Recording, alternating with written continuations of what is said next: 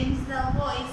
Active એટલે કે કર્તરી વાક્ય રચના અને પેસિવ એટલે કે કર્મણી વાક્ય રચના વિશે આજે આપણે એક પછી એક કાર્ડ પ્રમાણે આપણે એની વાક્ય રચના અને એનું કેવી રીતે આપણે એક્ટિવમાંથી પેસિવ અથવા પેસિવમાંથી એક્ટિવ થઈ શકશે એ ચાલુ કરવાના છીએ. તો થોડું રિવાઇઝ કરાય તો એક્ટિવ એટલે કે કર્તરી વાક્ય રચના જેમાં કર્તા મુખ્ય છે. મેં સફરજન ખાધું, આમાં હું કરતા હતું, મેં કરતા છે. વાક્યની શરૂઆત જ્યારે કર્તાથી થાય છે ત્યારે આ પ્રકારના વાક્યને કર્તરી વાક્ય રચના કહેવામાં આવે છે. બરાબર. સફરજન મારા દ્વારા ખાવામાં આવ્યું. આ વાક્યમાં શરૂઆત કર્મ એટલે કે સફરજનથી થઈ, જેમાં કર્મ પ્રધાન મુખ્ય છે. તો આ પ્રકારના વાક્યને કર્મણી વાક્ય રચના કહેવાય છે. કર્તરી માંથી કર્મણી એટલે કે એક્ટિવમાંથી પેસિવમાં ફેરવતી વખતે 3 નિયમને અને આપણે અનુસરવાના હોય છે, ફોલો કરવાના હોય છે. પહેલો નિયમ, તમારે સૌપ્રથમ વાક્યને કર્તા ક્રિયાપદ કર્મમાં વિભાજન કરી અને કર્તા અને કર્મનું સ્થાન તમારે બદલવાનું છે. પહેલો નિયમ, તમે કર્તા અને કર્મનું સ્થાન બદલો. બીજો નિયમ છે, કર્તા છેલ્લે મૂકતા પહેલા આગળ બાય લગાડો અને સર્વનામ હોય તો આઈ નું બાય મી, યુ નું બાય યુ, વી નું બાય અસ, હી નું બાય હિમ, શી નું બાય હર, ધે નું બાય ધેમ, ઇટ નું બાય ઇટ અને ધે નું બાય ધેમ કરો. અને છેલ્લો નિયમ, તમારે કાળ મુજબ ક્રિયાપદ અને એનું વૃત્તકૃદંતનું રૂપ મૂકવાનું છે. તો આપણે આજે સૌથી પહેલો કાળ એટલે કે સિમ્પલ પ્રેઝન્ટ ટેન્સ શરૂ કરવા જઈ રહ્યા છીએ. તો શરૂ કરીએ.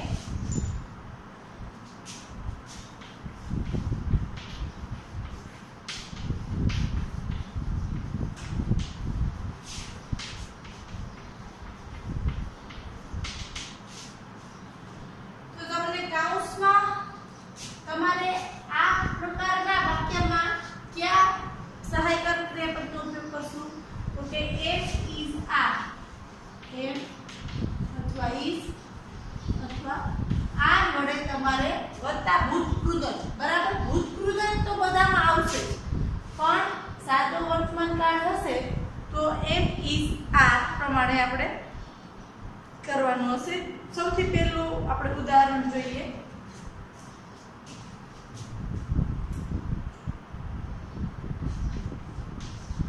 We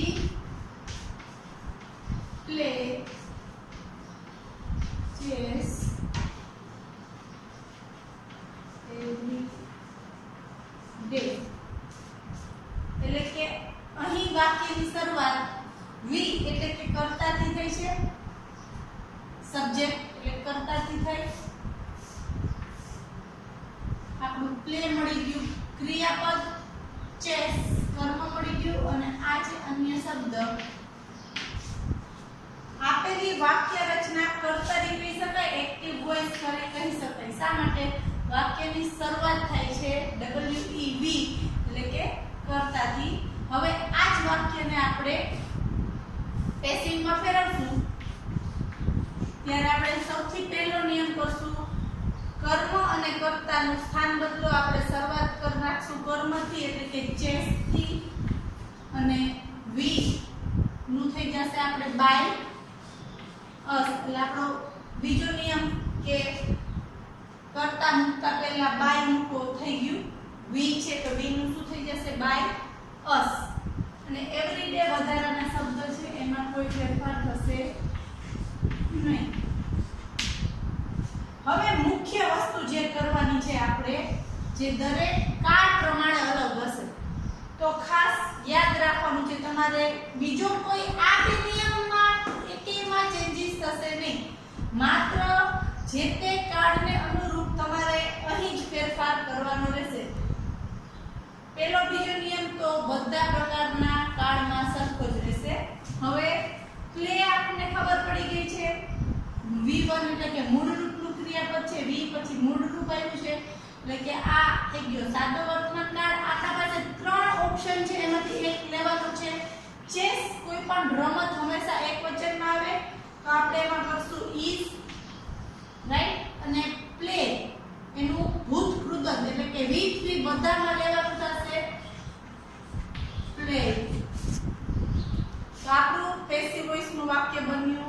chess is played by us every day. બરાબર. વાક્ય રચના જોઈ લે તો આમાં કાઈ નથી. સબ્જેક્ટ વર્બ બાય પછી જ્યારે પેસિવ વોઇસ કરીએ છીએ ઓબ્જેક્ટ વર્બ બાય સબ્જેક્ટ અને અધર વર્ડ્સ. બરાબર. આ આપણી વાક્ય રચના છે. પણ વાક્ય રચના યાદ કરવા કરતા તમે નિયમ જ યાદ રાખજો. 3 જ નિયમ ઉપર આખું એક્ટિવ પેસિવ છે. કર્તા અને ક્રિયાપદનું સ્થાન બદલો. કર્તા એટલે મૂકતા પહેલા બાય મૂકો અને સર્વનામ હોય તો એની વિભક્તિ પ્રમાણે કરો અને જે કાળનું ક્રિયાપદ હોય એ પ્રમાણે તમારે એનું ભૂત કૃદંતનું રૂપ મૂકવાનું છે. બરાબર. હજી એક ઉદાહરણ જોઈએ. Mahesh writes a story book. Mahesh writes a story book. હવે સૌથી પહેલા આપણે જોવાનું છે. આપને તો ખ્યાલ જ છે અત્યારે તો આપણે એક જ કાર્ડ કરીએ છીએ સાદો વર્તમાન કાર્ડ. એટલે આપણને ખબર છે કે આપણે જે વાક્ય કરીએ છીએ બધા સાદા વર્તમાન કાર્ડના છે. પરંતુ જ્યારે મિક્સ આપેલા હશે ત્યારે શું જોવાનું કે ભાઈ જો કોઈ પણ ક્રિયાપદમાં s કે es પ્રત્યય લાગેલો હોય તો એ શું થયું તો કે સાદા વર્તમાન કાળનું વાક્ય થયું. પહેલે તો આપણે કોઈ પણ વાક્યને ભાગ પાડી દેશું. કર્તા પ્રમાણે ક્રિયાપદ અને કર્મ. પહેલું આપણે શું કર્યું સબ્જેક્ટ વર્બ ઓબ્જેક્ટ કરી લીધું. હવે પહેલો નિયમ આપણે લઈએ કર્મ અને કર્તા. કર્તા અને કર્મનું સ્થાન હું બદલીશ. સ્ટોરી બુકને પહેલા લઈ જઈશ, મહેશને છેલ્લે લઈ જઈશ. આ છે એક્ટિવ વોઇસનું વાક્ય. આપણે પેસિવ વોઇસમાં ફેરવીએ છીએ. સ્ટોરી બુક અને મહેશ. સૌથી પહેલા તો આપણે બેનું સ્થાન પરિવર્તન કર્યું. બીજો નિયમ છે કર્તા પહેલા બાય ક્રિયાપદ લગાડો. બાય લગાડો એટલે આપણે બાય લગાડી દીધું. ત્રીજો નિયમ છે જે પ્રમાણે જે કાળનું વાક્ય હોય એના પ્રમાણે સહાયકારક ક્રિયાપદ મૂકી ભૂત કૃદંત મૂકવાનું છે આપણે. હવે અહીં એક અ સ્ટોરી બુક એટલે એક વચન થયું. એક વચન માટે આપણે એમ લેશું, ઇફ લેશું કે આર લેશું. એમ તો નો જ આવે. આર બહુવચનમાં આવે એટલે કે ઇસ આવશે. અને રાઈટ વોટ અને ત્રીજું રૂપ થશે written. A story book is written by Mahesh. આ હતા આપણા ઉદાહરણ. હવે આમાં જ આપણે જો કોઈ નકાર વાક્ય રચના આવી હશે તો કેવી રીતે માત્ર is પછી નોટ મૂકીને આપણે આ હતા હકારમાં વાક્ય નકારમાં જોઈએ ને પછી પ્રશ્નાર્થમાં જોશું. હવે આપણે થોડા નકારના ઉદાહરણ જોઈએ. I do not eat oranges. I do not eat oranges. તો શું કરશું સૌથી પહેલા આપણે SVO આપેલા વાક્યને 3 ભાગમાં વહેંચી દીધું. Subject verb object. એક્ટિવ વાક્ય રચના છે SVO. બરાબર. એનું જ્યારે આપણે પેસિવ કરીએ છીએ ત્યારે શું કરવાનું છે સૌથી પહેલું ઓરેન્જીસ ને પહેલા લેશું. કર્તાને કર્મનું સ્થાન બદલશું ઓરેન્જીસ. અને આઈ છે તો એનું શું થઈ જશે બાય મી. પહેલો બીજો નિયમ આપણે સાથે કરી લીધો ઓરેન્જીસ અને આઈ નું બાય મી થઈ ગયું. હવે શું કરવાનું છે યાદ રાખજો વિદ્યાર્થી મિત્રો. જ્યારે નકાર વાક્યમાં આપેલું ડુ કે ડઝ હશે એને આપણે દૂર કરવાનું થશે. બરાબર. હવે ડુ નોટ આપણે હવે જોવાનું આ ત્રણમાંથી એક આવશે એમ ઇઝ અને આ ત્રણમાંથી એક આવશે એમ આવશે ને ઇઝ એકવચન આવે અહીં બહુવચન છે એટલે આર આવશે નકાર છે એટલે આપણે નોટ લખવું કમ્પલસરી છે અને ઈટ નું ત્રીજું રૂપ થશે વી ભૂતકૃદંત નું ઈટર એટલે આપણું નકારનું પહેલું વાક્ય બન્યું oranges are not eaten by me માત્ર આપણે અહીં એમિઝાર પછી તમારે નોટ લગાડશો તો તમારું પેસિવ નું નેગેટિવ વાક્ય બની જશે ડુ કે ડઝ ને દૂર કરવાના રહેશે હવે એક બીજું વાક્ય જોઈએ I am not called by Mahesh. I am not called by Mahesh. હવે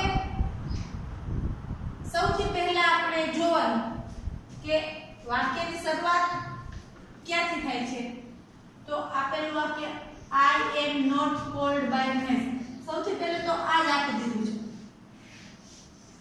by એટલે પેસિવ વાક્યની નિશાની છે એટલે આપણે સમજાઈ ગયું કે આપેલું વાક્ય પેસિવ વોઇસમાં છે કર્મણી વાક્ય રચના છે એને આપણે એક્ટિવમાં ફેરવવાનું છે ભલે જે નિયમ આ કરતા હતા એ જ નિયમને આપણે સૌથી પહેલા ફોલો કરશું અહીં બાય પછી કરતા છે અને આઈ છે ઈ કર્મ થયું તો સૌથી પહેલા હું મહેશ ને પહેલા લઈશ મહેશ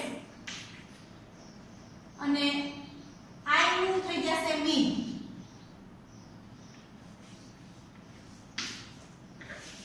ચાલો ફરીથી પેસિવ માંથી જ્યારે એક્ટિવ માં ફેરવવાનું થશે ત્યારે શું થશે જોઈ લ્યો I am not called by Mahesh જો વાક્યમાં with 3 આપેલું હોય by આપેલું હોય એટલે તમને ખબર પડી જશે કે આપેલું વાક્ય પેસિવ વોઇસ નું છે પેસિવ માંથી એક્ટિવ કરતી વખતે યાદ રાખજો મહેશ ને કર્મને પહેલા લઈ લેવાનું કર્તાને અહીં આઈ કર્મ છે એટલે આપણે એને છેલ્લે લઈ ગયા હવે એમિઝારને દૂર કરવાના છે બરાબર એમિઝારને કરવાના છે દૂર અને નકાર વાક્ય છે કોલ CALLED કોલ્ડ નું V1 શું થશે એ આવડવું જોઈએ ભૂતકૃદંત નું પાછું મૂળ રૂપ તમને આવડવું જોઈએ તો કોલ્ડ નું CALLED કોલ્ડ એટલે બોલાવવું એનું મૂળ રૂપ થશે CALL કોલ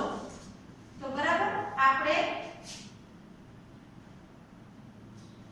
હવે અહીં આપણે નોટ અને call Mahesh not call me કાઈ ખૂટે છે તો આપણે નકાર વાક્યમાં ડુ કે ડઝ થી આપણે પહેલું જોયું કે આઈ સાથે ડુ વાળું નકાર વાક્ય બન્યું તો મહેશ ત્રીજો પુરુષ એકવચન છે એટલે Mahesh does not call me બરાબર તો એક્ટિવ પેસિવ માંથી એક્ટિવ વાક્ય રચના આમ બની મહેશ ની શરૂઆત કરશું બાય દૂર કરશું કોલ્ડ ત્રીજા V3 નો આપણે V1 કરશું નોટ તો આવશે પરંતુ એમિઝાર દૂર કરીને ડુ કે ડઝ મૂકવાનું થશે મહેશ ત્રીજો પુરુષ એકવચન છે એટલે આપણે ડઝ ક્રિયા પર લખશું હવે ઘણીવાર એવું બનતું હોય છે કે તમને વાક્યમાં કર્તા આપેલો જ ના હોય તો તમારે કોઈ અનુમાનિત તમારી ધારણા મુજબનો કોઈ કર્તા મૂકવો પડતો હોય છે તો એકાદ વાક્ય એવું જોઈએ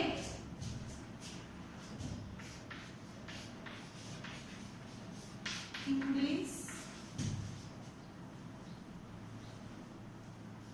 is spoken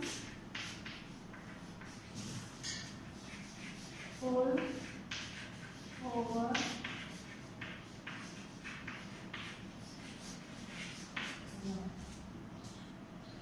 English is spoken all over the world. હવે સૌથી પહેલા તો આ કયા પ્રકારનું વાક્ય છે ને એ તમારે કહેવાનું છે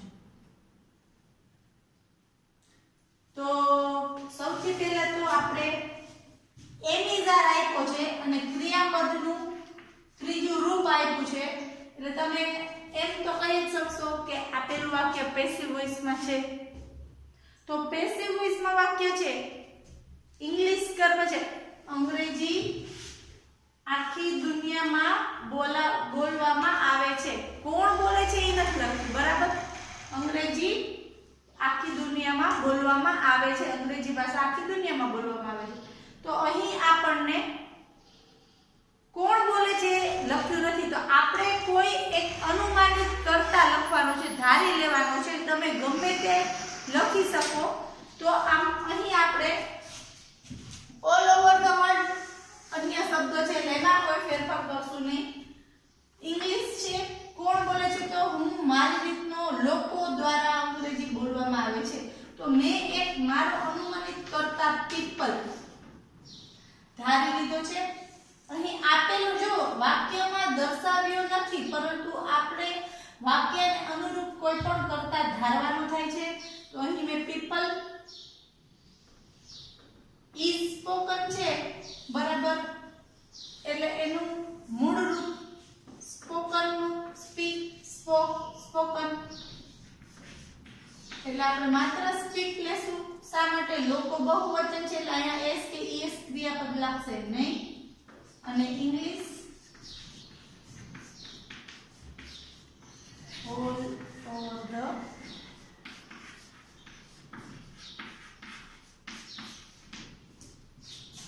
ફરીથી સમજાવી દો. જો કોઈ વાક્ય એવું હોય કે જેમાં તમને કર્તા આપેલો ના હોય, પેસિવ નું વાક્ય હોય, તો તમને કેવી રીતે ખબર પડ્યું? તો કે એમિઝાર આપેલું હોય અને V3 નું રૂપ આપેલું હોય, એટલે આપેલું વાક્ય તમારું પેસિવ વાક્ય છે. પરંતુ એનું એક્ટિવ કરતી વખતે જો વાક્યમાં કોઈ કર્તા આપવામાં આપેલ ન હોય, તો તમારે તમારો અનુમાનિત કોઈ પણ કર્તા ઉમેરવાનું થશે. એ ઉમેરવાનું છે. બાકીના ફેરફાર તો તમે જે આપણે નિયમ પ્રમાણે કરતા હતા એ જ પ્રમાણે કરીએ છીએ.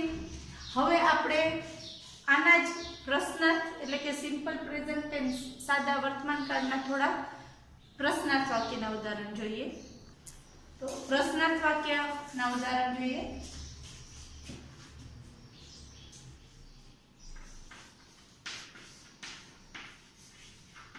Do you like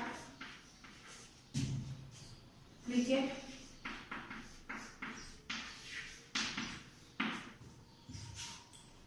વિદ્યાર્થી મિત્રો, પ્રશ્નાર્થ વાક્યના બે પ્રકાર છે. એક તો WH પ્રશ્નાર્થ વાક્ય અને એક નોન WH પ્રશ્નાર્થ વાક્ય. આ વાક્ય છે ડુ થી શરૂ થાય છે, બરાબર. તો નોન WH પ્રશ્નાર્થ વાક્ય છે. આ પ્રમાણે વાક્યનું પેસિવ કરવાનું થાય તો કેવી રીતે કરશું જોઈએ. સૌથી પહેલા તો વાક્ય કર્તાની છે એટલે કે એક્ટિવ વોઇસમાં છે કે પેસિવ વોઇસમાં છે જોવાનું. તો કે ડુ ડઝ થી શરૂઆત થઈ છે એટલે એક્ટિવ વોઇસમાં જ વાક્ય છે. તો હવે કર્તા, ક્રિયાપદ અને કર્મને નક્કી કરી દેવાનું. એસ વી ઓ. પહેલા તો કરતા હતા એ જ કરી નાખી. ક્રિકેટ ને આપણે લઈ લે, ક્રિકેટ અને બાય યુ. આપને ખ્યાલ જ છે કે યુ નું થઈ જશે બાય યુ.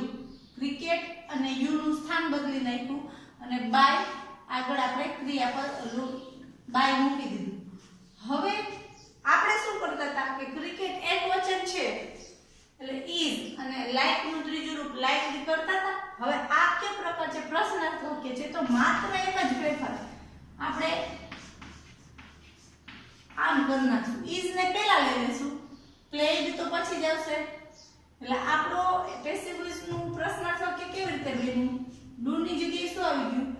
ઇઝ, પછી is cricket played by played થયા like by you.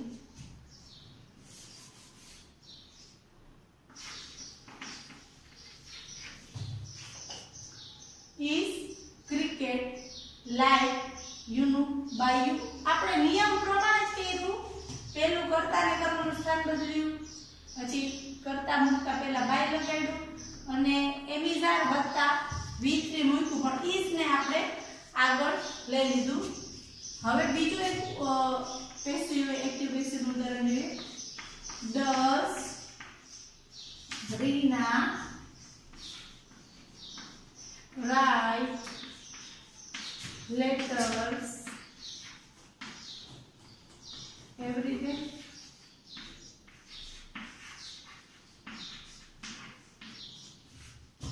Does Rina write letters every day?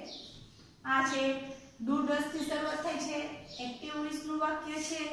આપણે એને પેસિવ વોઇસ માં ફેરવવાનું છે. સૌથી પહેલા તો શું કરશું? સૌથી પહેલા કર્તા ક્રિયાપદ કર્મ અન્ય શબ્દ એને વાક્યમાં સૌથી પહેલા તો આ જ ગોતવાનું છે. એક્ટિવ વોઇસ નું વાક્ય છે, પેસિવ માં ફેરવતી વખતે પહેલો નિયમ કર્તા અને કર્મનું સ્થાન બદલાવશું. આપણે લેટર્સ ને પહેલા લઈએ, લેટર્સ અને બાય આપણું સબ્જેક્ટ શું છે? રીના, એ લખી નાખશું. એવરી ડે એમાં કોઈ ફેરફાર થશે નહીં.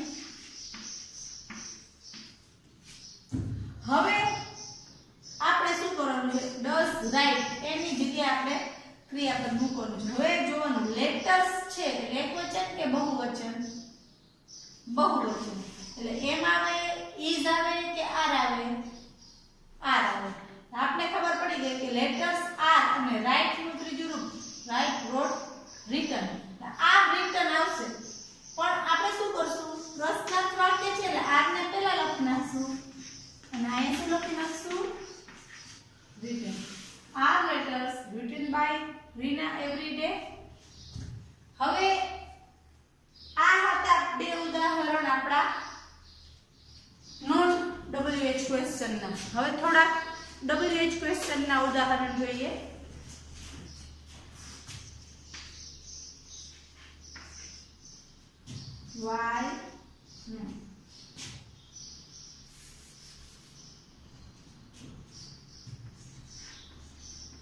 Why do you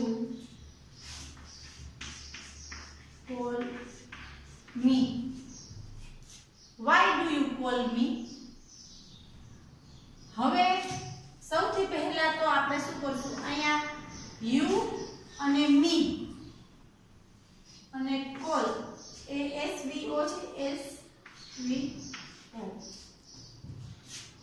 તો જ્યારે WH ક્વેશ્ચન વાળા વાક્ય હોય અને એને આપણે એક્ટિવ પેસિવ માં ફેરવવાના હોય તો પહેલા જે WH પ્રશ્ન છે ને એને તો એમને મૂકી જ દેવાના, એમાં કોઈ ચેન્જીસ કરવાનો નથી. એટલે y ને આપણે y મૂકી આવી, બરાબર. હવે મી નું શું થઈ જશે? I અને u નું બાય u થઈ જશે. હાલો આટલું તો ફિક્સ જ છે. આપણે શું કર્યું? કર્તા અને કર્મનું સ્થાન બદલી ગયું. મી નું આપણે I કરી નાખ્યું, મી નું આપણે શું કર્યું? I અને u નું શું કરી નાખ્યું? By u. હવે ડુ નીકળી જશે. એ તો તમને ખ્યાલ છે એક્ટિવ પેસિવ માં, એક્ટિવ માંથી પેસિવ માં ફેરવી ત્યારે ડુ ડઝ લખાય નહીં. હવે કોલ નું ત્રીજું રૂપ કોલ, કોલ્ડ, કોલ્ડ એટલે કે ત્રીજું રૂપ કોલ્ડ જ થશે. હવે આપણે કેવી રીતે કરશું? y I સાથે એમિઝાર માંથી શું આવશે? m. y માં I કોલ નું ત્રીજું રૂપ થઈ જશે કોલ્ડ બાય you. y માં I કોલ્ડ બાય you. તો આ હતા આપણા પ્રશ્નાર્થ વાક્ય. હવે 4-5 ઉદાહરણ કરી અને પછી આપણે સિમ્પલ પાસ્ટ ટેન્સ જોશું. તો હવે આપણે સાદા વર્તમાન કાળના થોડાક ઉદાહરણ જોઈએ. ચલો આપણે બધા જે ઉદાહરણ જોયા અલગ અલગ પ્રકારના, એટલે કે હકાર, નકાર, પ્રશ્નાર્થ, પ્રશ્નાર્થમાં એક WH અને નોન WH, એ બધા આપણે મિક્સમાં જોઈ લઈએ ફરીથી એકવાર. We eat chapati daily. વાક્યની શરૂઆત થાય છે કર્તાથી, એટલે આપેલું વાક્ય કેમાં છે? એક્ટિવ વોઇસમાં છે. જ્યારે આપણે એક્ટિવમાંથી પેસિવમાં કરીએ છીએ તો શું કરશું? સૌથી પહેલા શરૂઆત ક્યાંથી કરશું? ચપાતી. અને વી નું શું થઈ જશે? By us. બરાબર? પહેલો બીજો નિયમ. ત્રીજો છે ઈટ નું ત્રીજું રૂપ ઈટન થશે. ચપાતી એક વચન છે એટલે એ વિધાનમાંથી શું લખશું? is. eaten by us. chapati is eaten by us. બીજું વાક્ય છે Reena does not speak French. અહીં પણ આપણે જોઈ શકીએ છીએ કર્તા ક્રિયાપદ કર્મ નકાર વાક્ય છે. તો સૌથી પહેલા તો do does ને કરશું do.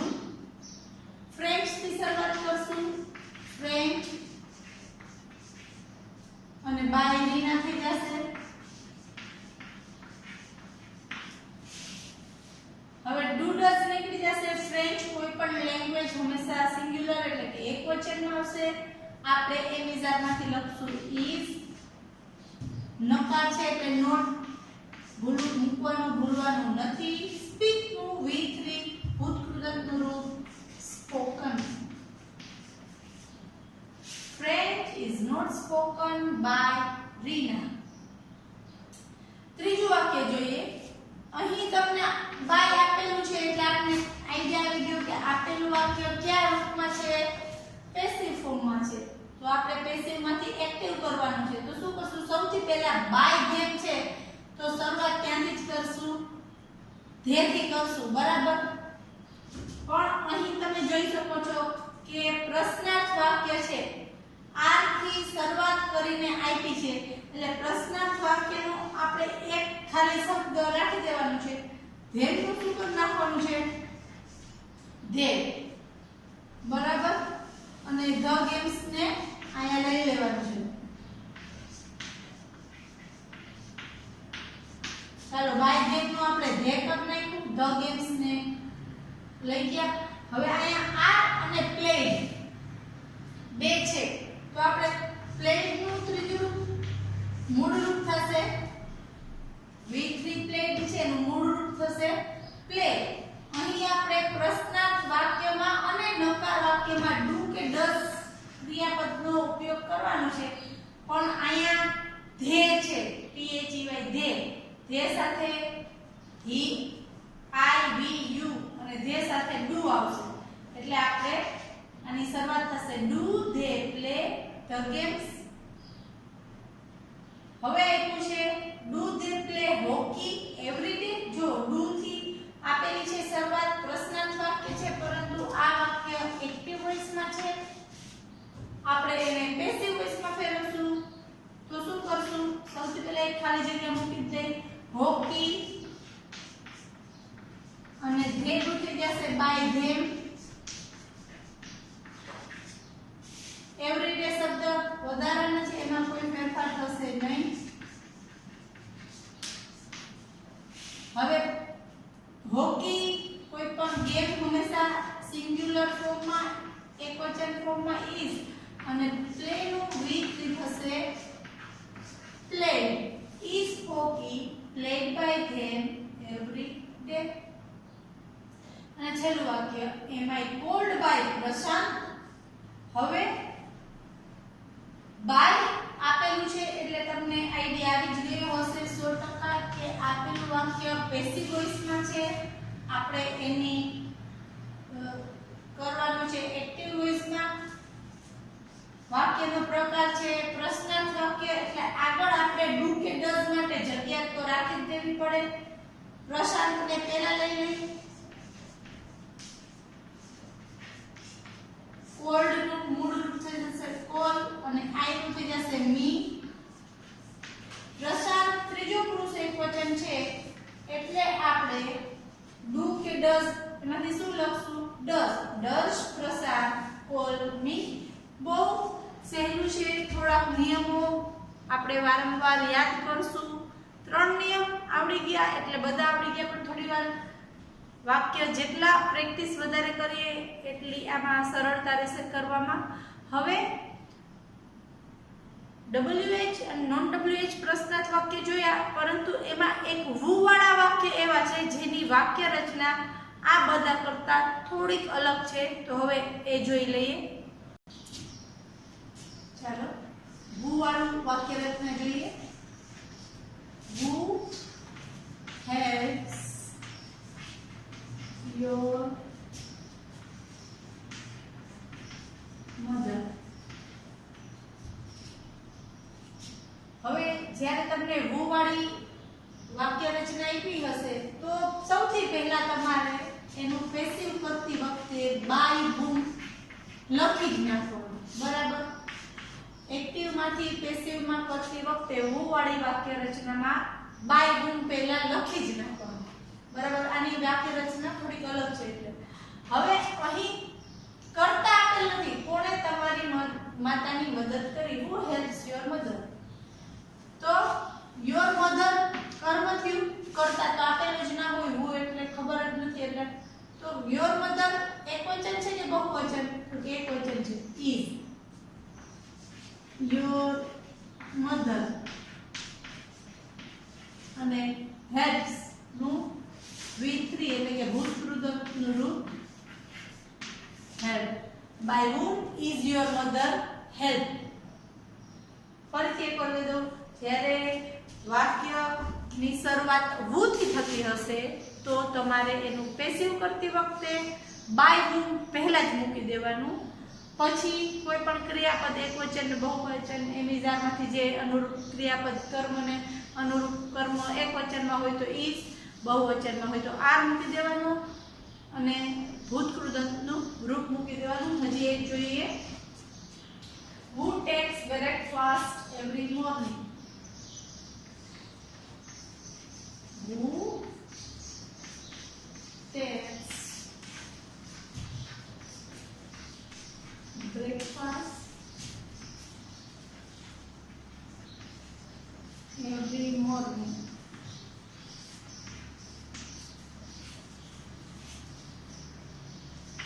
એક્ટિવ વાક્ય છે એને આપણે પેસિવ માં ફેરવતી વખતે સૌથી પહેલા તો શું કરી નાખવાનું? બાય whom તો લખી જ નાખવાનું છે. પછી બ્રેકફાસ્ટ કર્મ છે. બ્રેકફાસ્ટ એકવચનમાં આવે કે બહુવચનમાં આવે? એકવચનમાં આવશે. એટલે આપણે is breakfast.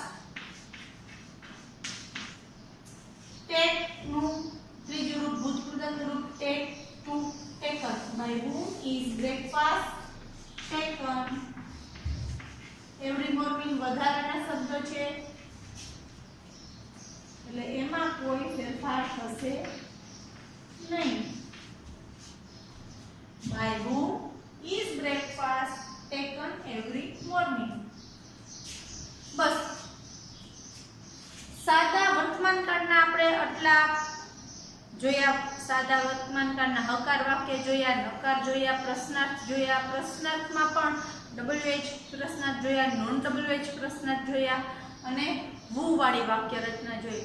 હવે બીજા બધા કાર્ડ લેશું તો એમાં બીજું કઈ ચેન્જીસ થશે નહીં, નિયમ પણ બદલાશે નહીં. માત્ર અહીં જેવી રીતે સિમ્પલ પ્રેઝન્ટ ટેન્સમાં તમારે ખાલી એમ ઇઝ આર યાદ રાખવાનું છે, એવી રીતે હવે આપણે શરૂ કરવા જઈ રહ્યા છીએ સિમ્પલ પાસ્ટ ટેન્સ કાલે. એમાં શીખશું આપણે કેવી રીતે એમાં હકાર નકાર ને પ્રશ્નાર્થ કરશું.